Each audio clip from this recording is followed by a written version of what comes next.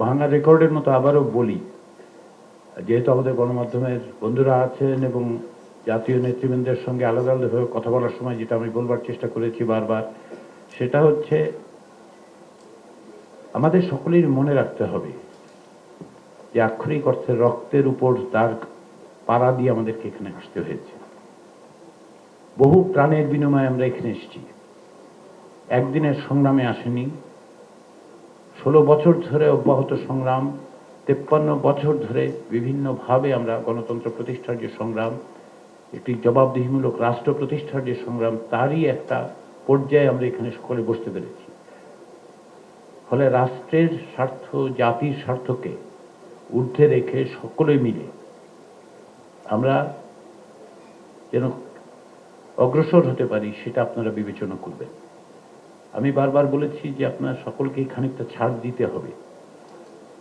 ঐকমত্য কমিশনের পক্ষ থেকেও আমরা নিজেদের মধ্যে আলোচনা করছি, আপনাদের সাথে আলোচনা করছি যে কোন কোন জায়গায় পরিবর্তন, সংশোধন, সংযোজনের মধ্য দিয়ে আমরা অভীষ্ট লক্ষ্য অর্থাৎ একটি জাতীয় সনদের জায়গায় পৌঁছতে পারব।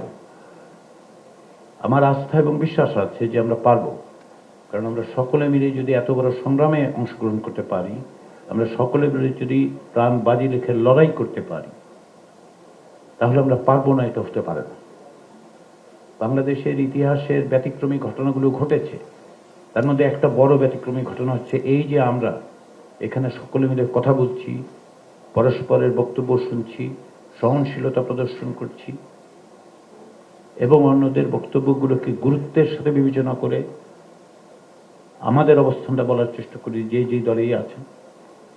এগুলো অভূতপূর্ব, এগুলো আমরা সকলে মিলে অর্জন করেছি। সেই অর্জনকে ধরে রাখতে হবে, সেই অর্জনকে একটা সাফল্যের দিকে নিয়ে যেতে হবে।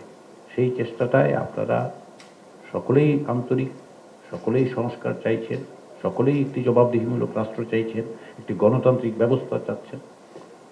সেই জায়গায় যেন আমরা অগ্রসর হতে পারি ধীর গতিতে। আমাদের একটু সময়ের তারা হচ্ছে এই যে আমরা জুলাই মাসের মধ্যে এই প্রক্রিয়াটা শেষ করব।